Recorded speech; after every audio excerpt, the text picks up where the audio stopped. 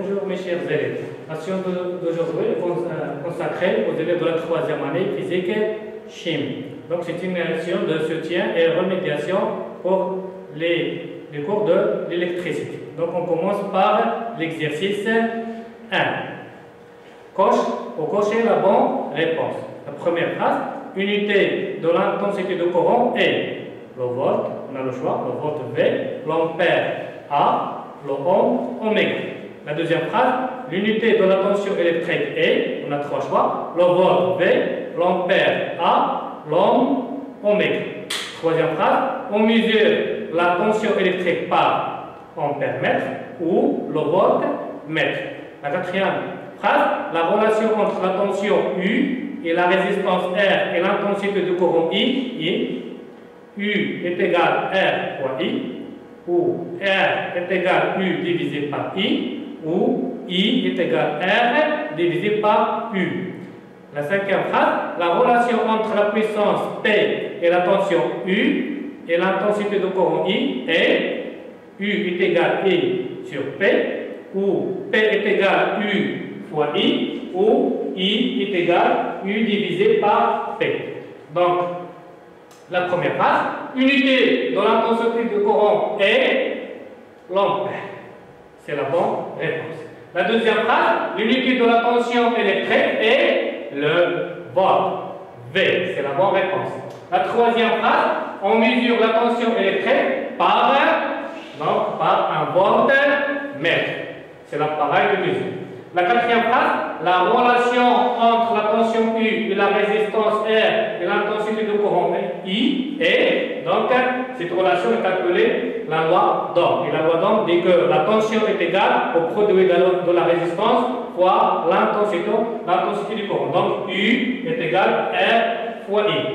Aussi, on peut écrire cette loi par la relation R est égal à U divisé par S, c'est-à-dire la tension divisée par l'intensité du courant. La cinquième phrase, la relation entre la puissance électrique P et la tension U et l'intensité du courant I est P est égal à U fois I.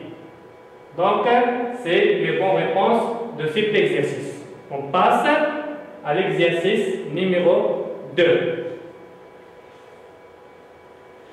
Exercice 2. Sur des fiches signalétiques des appareils électriques, on peut lire pour la lampe à incandescence 50 Hz, 220 volts, 60, 75, 100 watts. Grille peint 50 Hz, 220 volts, 80, 800 watts. Cafetière 50 Hz, 220 volts, 900 watts. Four électrique 50 Hz, 220 volts, 3000 watts.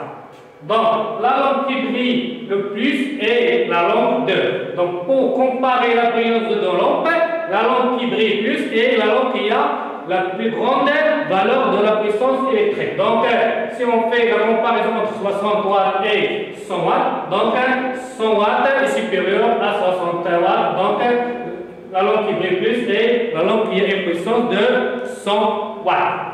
L'appareil qui chauffe le plus est, donc on a une comparaison entre le grille-pain et le four électrique. Donc l'appareil qui a la plus grande valeur de puissance, c'est elle qui chauffe le plus. Donc si on fait la comparaison entre 3000 watts et le grille-pain 800 watts, donc le four électrique va chauffer le plus.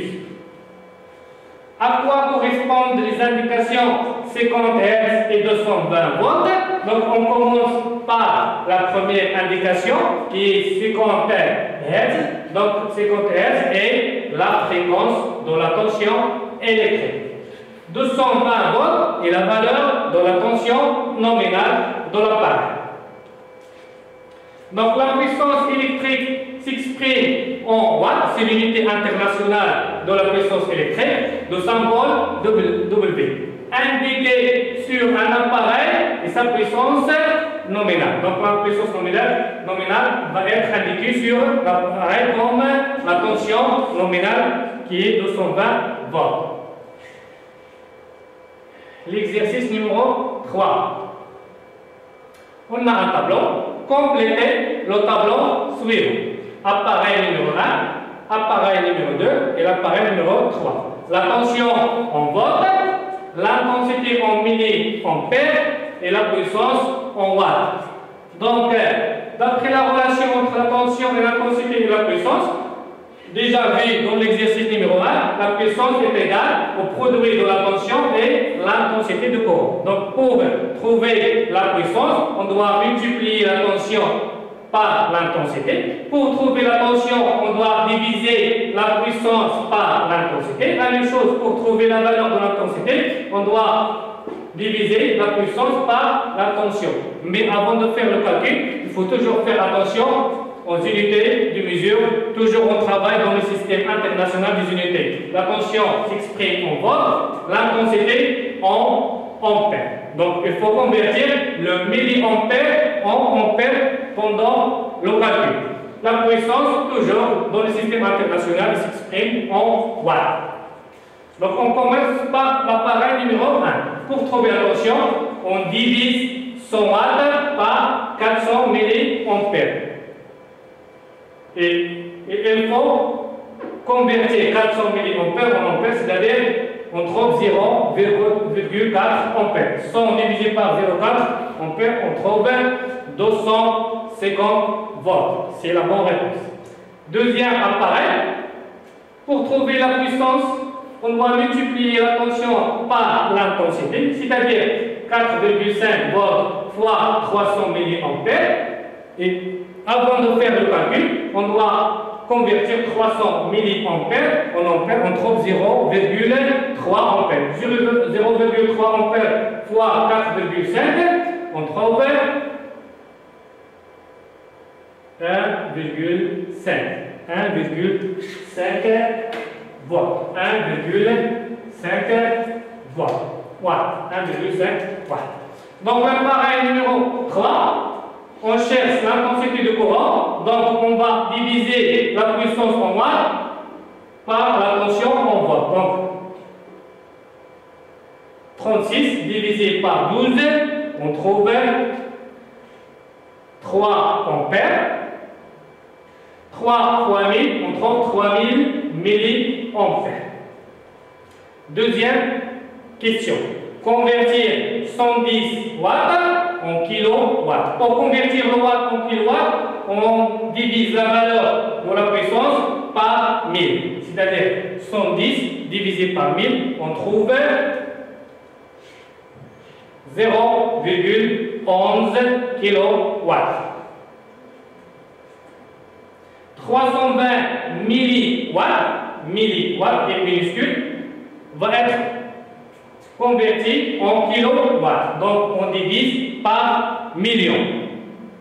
Pour convertir le milliwatt en kilowatt, on divise par million. 320 divisé par 1 million, on trouve 0,00032 kilowatts. Pour convertir le milliwatt en watt, on divise par 1000. 24 divisé par 1000, on trouve 0,024 watts. 110 kW, converti en watts, il faut multiplier par 1000. 110 fois 1000, on trouve 110 000 watts. L'exercice numéro 4.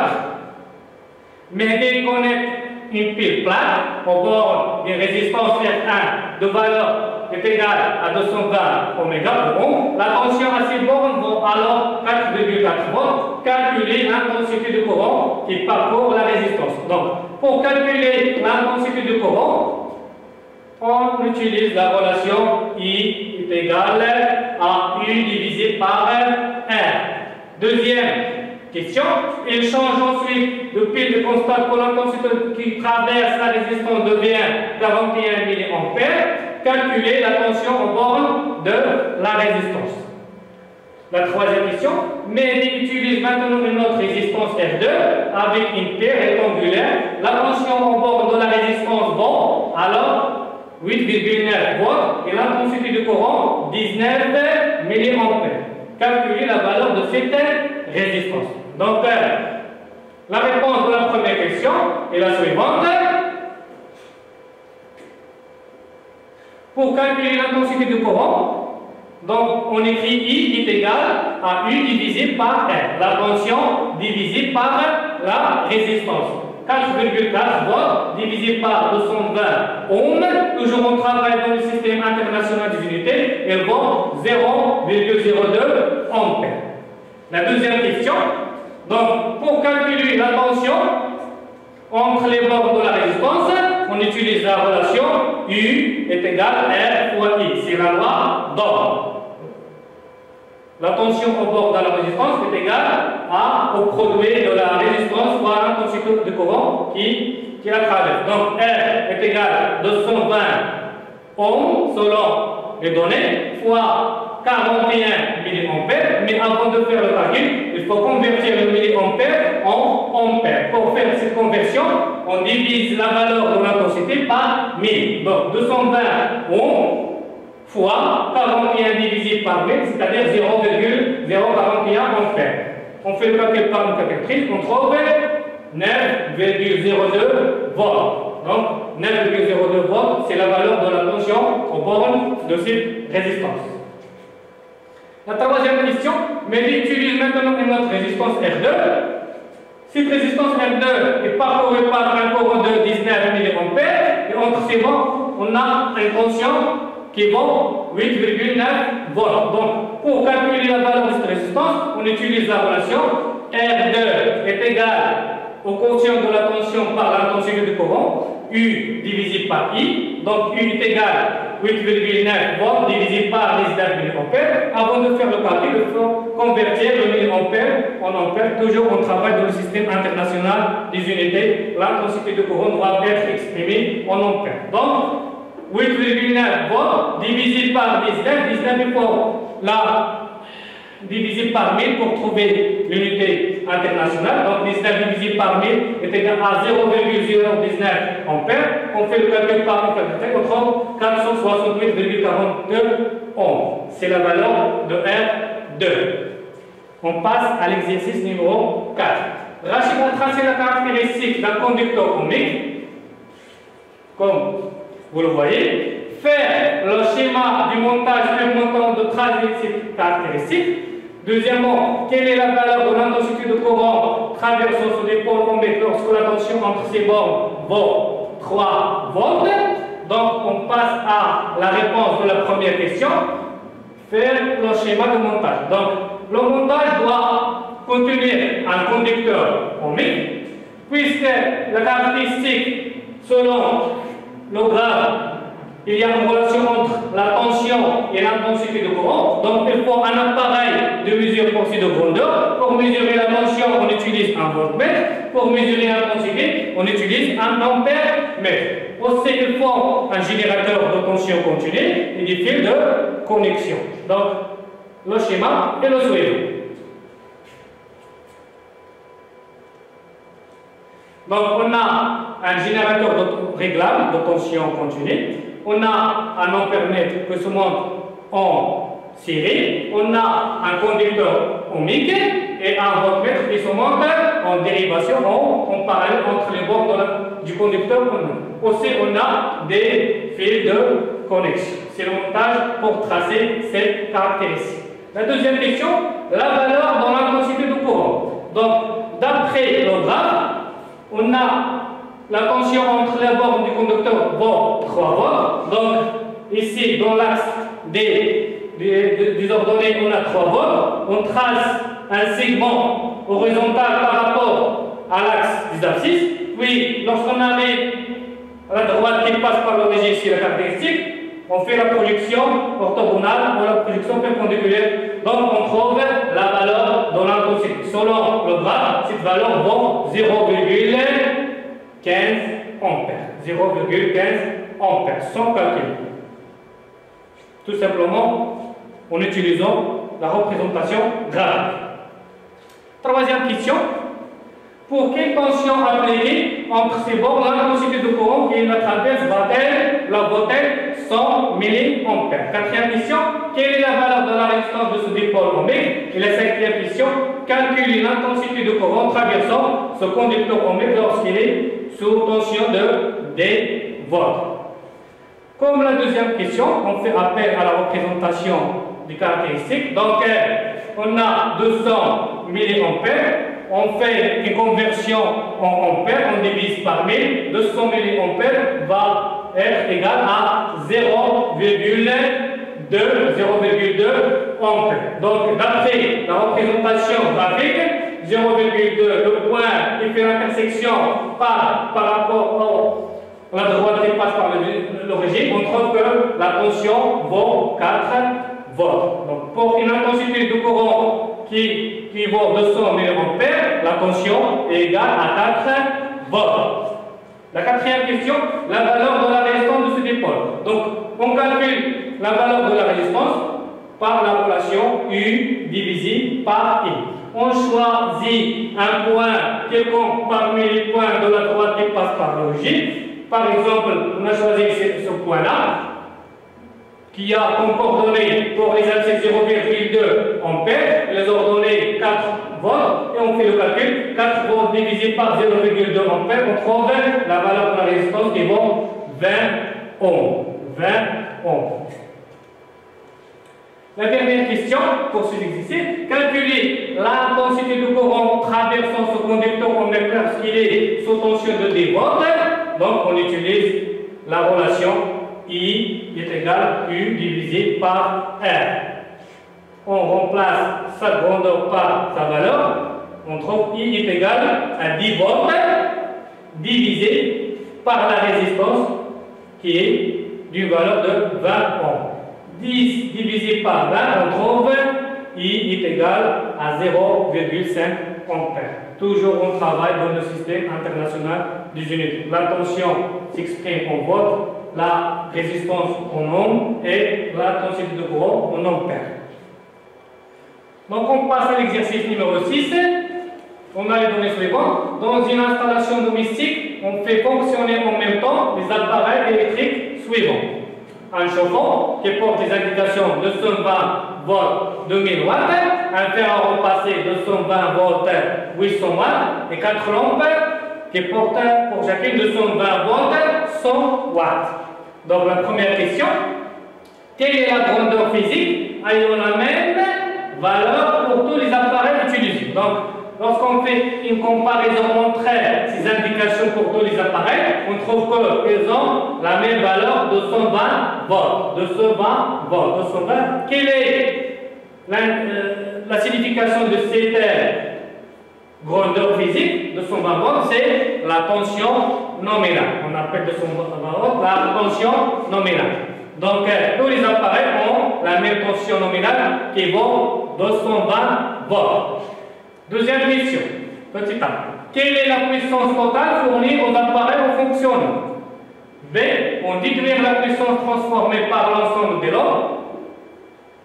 3. Quelle est l'intensité efficace du courant qui traverse chaque appareil? B. 3B. Quelle est alors l'intensité efficace du courant qui circule dans l'installation domestique lorsque tous les appareils sont en fonctionnement? 3C.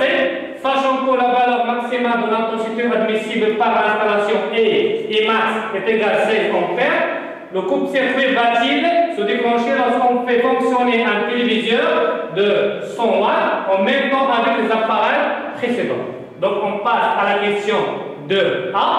Quelle est la puissance totale? Donc pour calculer la puissance totale fournie aux appareils en fonctionnement, on utilise la relation PT, la puissance totale, est égale à la somme des puissances des appareils. P1 plus P2 plus 4 P3. P3 est la puissance d'une seule lampe. On a 4 lampes. Donc P1, c'est le chauffe-eau, 2000 watts. P2, 800 watts. On a pour chaque lampe 100 watts. 4 fois 100, c'est-à-dire 400 watts. La somme donne 3200 watts. C'est la puissance totale. Deuxième question de B, la puissance transformée par l'ensemble des lampes. Donc, P3, 4 lampes est égal à 4 P3. P3 est la puissance d'une seule lampe. 4 fois 100 watts est égal à 400 watts. 3A, l'intensité efficace du courant qui traverse chaque appareil. Donc, on utilise la relation fondamentale pour calculer la puissance. P est égal U fois I, la puissance est égale au produit de la tension par l'intensité de courant. Pour calculer l'intensité efficace, on divise la puissance par la tension. Donc P divisé par U. On applique cette relation pour l'ensemble des appareils en fonctionnement. Donc pour le chauffe-eau, on note cette intensité de courant efficace par I1 est égale à la puissance P1 du chauffe-eau divisé par sa tension nominale. On remplace P1 est égal à 2000 watts divisé par la tension qui vaut 220 volts. On fait le calcul par une calculatrice. On trouve I1 est égal à 9,09 ampères. Toujours on travaille dans le système international des unités. La puissance s'exprime en watts, la tension en volts et l'intensité en ampères. De la même façon, on calcule l'intensité de courant efficace pour le faire à remplacer. On a la relation I2 est égale P2 divisé par U. On remplace chaque grandeur par sa valeur. P2 est égal 800 watts divisé par 220 volts. On fait le calcul, on trouve I2 est égal à 3,63 ampères. De la même façon, pour les 4 lampes, pour une seule lampe, I3 est égal à P3 divisé par U. On remplace chaque grandeur par sa valeur est égale à 100 watts divisé par 220 volts. On fait le calcul, on trouve I3, ici I3, et non I2, I3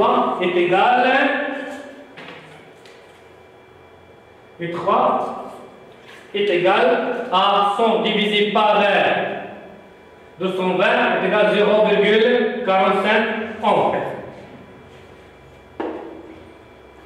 Donc 3B, l'intensité efficace de courant qui circule dans l'installation domestique lorsque tous les appareils sont en fonctionnement et notée par la relation I est égale I1 plus I2 plus 4 fois I3. I1 pour le chauffe-eau, I2 pour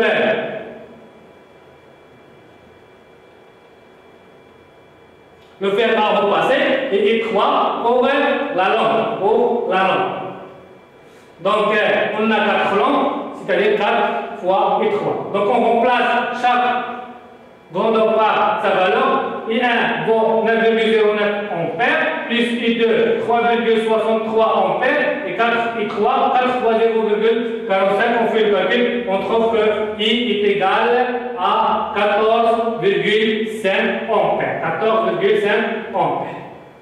3C, sachant que la valeur maximale de l'intensité admissible par l'installation est Imax, la valeur maximale de l'intensité est égale à 16 ampères, le coupe-circuit va-t-il se déclencher lorsqu'on fait fonctionner un téléviseur de 100 watts en même temps avec des appareils prismes? Pour répondre à cette question, on fait une comparaison entre soit la valeur maximale de l'intensité, soit la valeur maximale de la puissance. On a le choix.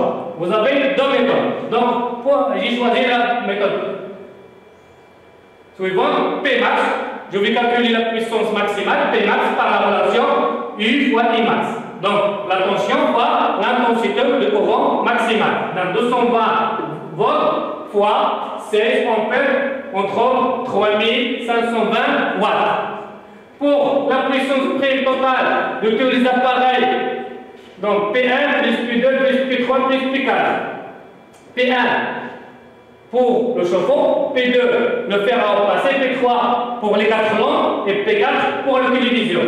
2000 watts plus 800 watts plus 400 watts plus 100 watts, on trouve 3300 watts. Donc on fait une comparaison entre Pmax et P' total.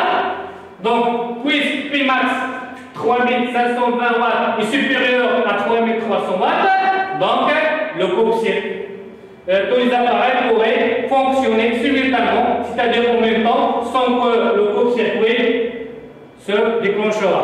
Donc, il n'y aura aucune coupure du courant électrique.